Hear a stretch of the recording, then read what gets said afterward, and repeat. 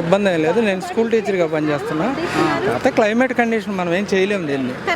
కాకపోతే కరెంట్ ఒకటి ఇప్పుడు ఇచ్చారు, కొన్ని సెక్షన్లో రాలే, కొన్నిటికి వచ్చింది.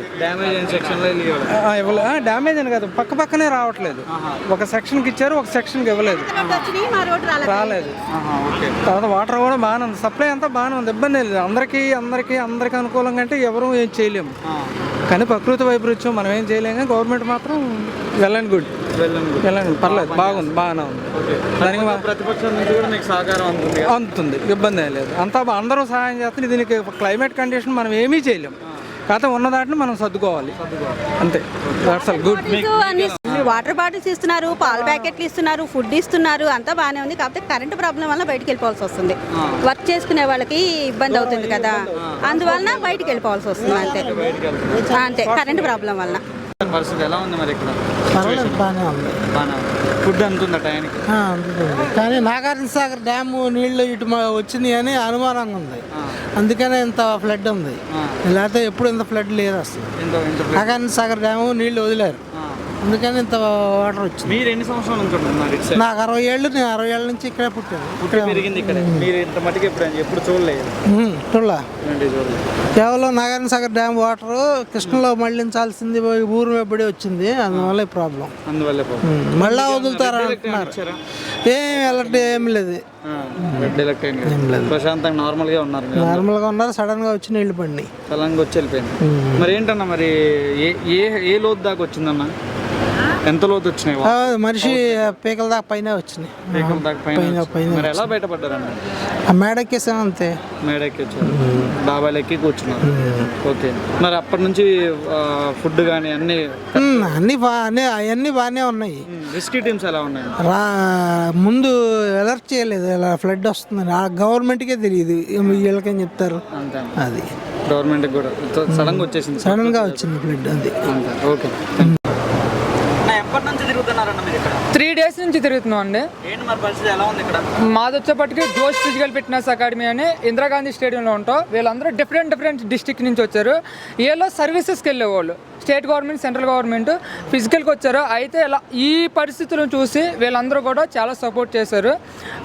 ఇప్పుడు వచ్చేప్పటికి విజయవాడలో పరిస్థితి వచ్చేప్పటికి చాలా అన్యాయంగా ఉంది. ఎలా అంటే చాలామంది కూడా ఇప్పుడు ఇళ్లలో ఉన్న వాళ్ళకి కొంతమందికి మట్టుకు ఫుడ్ వెళ్తుంది, ఇలా రోడ్డు మీద నుంచి వెళ్తున్నారు. కానీ లోపల గల్లీల్లో ఉన్నవాళ్ళు, పెద్దోళ్ళు, ఇప్పుడు ప్రెగ్నెన్సీ ఉన్నవాళ్ళు, వృద్ధులు, అటువంటి వాళ్ళకి అయితే ఫుడ్ అయితే చాలామందికి అందట్లేదు.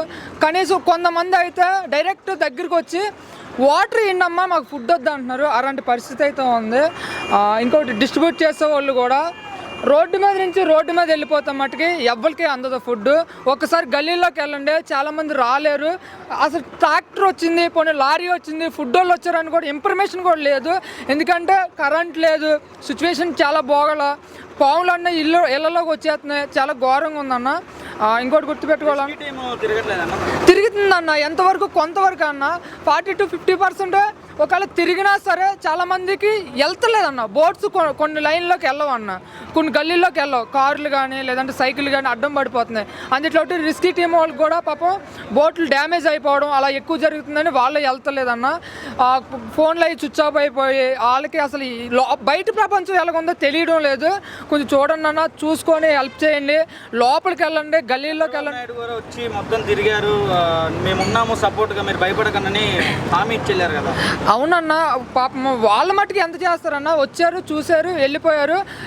పెట్టగాడు పెడతారన్న. ఇప్పుడు డొనేట్ చేస్తున్నారు, బోల్ అంతా ఫుడ్ వస్తుంది, అందరికీ వెళ్తలేదన్న, కొంతమందికి వెళ్తుంది. ఇప్పుడు స్టూడెంట్స్ కానీ లేకపోతే బయట నుంచి వచ్చిన వాళ్ళు కానీ గల్లీల్లోకి వెళ్ళండి. గల్లీలోకి వెళ్ళి ఇంటింటికి ఫుడ్ పంచండి, ఇంటింటికి వాటర్ పంచండి, ఇంటింటికి వాటర్ పంచండి. అందరికీ వెళ్ళాలి అంటే ఖచ్చితంగా చెప్తున్నాను, ఒక గల్లీకి వచ్చేపటికి ఒక టీం అన్నది ఏర్పాటు చేసుకొని వాళ్ళు ఇంటింటికి వెళ్తేనే అందరికీ ఫుడ్ అందిద్ది. ఒక దగ్గర వదిలేసి ఒక దగ్గర ఇస్తే మట్టుకి అక్కడక్కడ ఆక్కుంటూ వెళ్తే మట్టుకి ఎవరికి అందో. చాలామంది ఇబ్బంది పడుతున్నారు, కళ్ళం నీళ్లు పెట్టుకుంటున్నారు. మేము ఫుడ్ ప్యాకెట్ ఇవ్వడానికి వెళ్తే ఒక అమ్మాయి వచ్చి మేము ఫుడ్ ప్యాకెట్ ఇవ్వడానికి వెళ్తే ఒక అమ్మాయి వచ్చి డైరెక్టర్ ఏడిసింది, ఇప్పుడు వరకు మా గల్లీలోకి ఎవరో రాలేదు, మీరు మటుగా వచ్చారని. అలాంటి పరిస్థితి అయితే ఇక్కడ ఎదురైందన్న.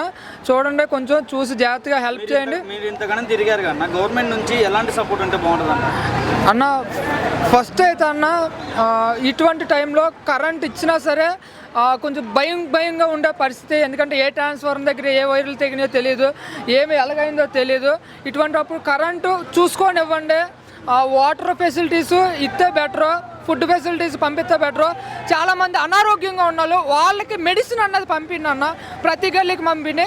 గుర్తుపెట్టుకోండి, ముఖ్యంగా చెప్తున్నాను, మైకులు పెట్టుకొని వాయిస్ ఒక కనీసం ఇక్కడ మాట్లాడుతూ ఒక 20-30 ఇళ్ళకి వినపడేటట్టు మైకులు పెట్టుకోండి. ఫుడ్ వచ్చింది, మెడిసిన్ వచ్చింది, ఫుడ్ వచ్చింది, వాటర్ బాటిల్స్ వచ్చినాయి అని చెప్పుకుంటే వెళ్తే అందరికీ తెలిసిద్ది అన్న. మీరు వెహికల్ మీద వెళ్ళిపోతే ఎవరికీ తెలీదు, గల్లీలోకి అస్సలు తెలీదు. చాలామంది బాధపడుతున్నారు, మేము కళ్ళారా చూసాం కాబట్టి చెప్తున్నాము. చాలామంది కళ్ళం నీళ్ళు పెట్టుకున్నారన్న. ఎందుకంటే ఉన్న వాళ్ళు ఎప్పుడు ఉన్న పొజిషన్లో ఉంటారు, వాళ్ళ పైనకి చూసుకుంటారు కానీ కింద వాళ్ళు ఎప్పుడు చూసుకోరు. మనలాంటి వాళ్ళు అందరూ దిగి హెల్ప్ చేస్తేనే ఏదైనా ఎదరికి వెళ్ళొద్ది.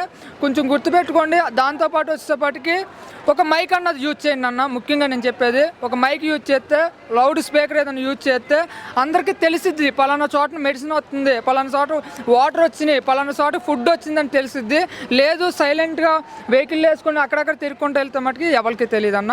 ఇది ఒక్కటే నా రిక్వెస్ట్. థ్యాంక్ యూ అన్న, థ్యాంక్ యూ సో మచ్. మా టీం అన్న 3 రోజుల నుంచి కష్టపడుతున్నారు, తిండి తిప్పలా లేకుండా సర్వీస్ చేయాలి, అందరికీ సర్వీస్ అందియాలని. మా టీం అందరికీ ఒక్కసారి నేను నిజంగా చెప్తున్నానన్న, చాలా థ్యాంక్స్. ఎందుకంటే నాతో పాటు వీళ్ళు ఇలా ఉండిపోయారన్న. మేము కూడా ఫుడ్ పంపించామన్న, మా వంతు మేము సాయం చేసుకుంటే ఫుడ్ పంపించాము. ఇక్కడ ఉన్న ఫుడ్ని కూడా మేము లోపలికి తీసుకెళ్ళి గల్లీకి ఇచ్చి పంచి వచ్చామన్న. థ్యాంక్ యూ అన్న, థ్యాంక్ యూ సో మచ్. చెప్పింది మనసులో పెట్టుకొని కొంచెం స్పీడ్గా వాళ్ళకి సేవలు అన్నది అందజేస్తారని నేను కోరుకుంటున్నాను అన్న. థ్యాంక్ యూ అన్న.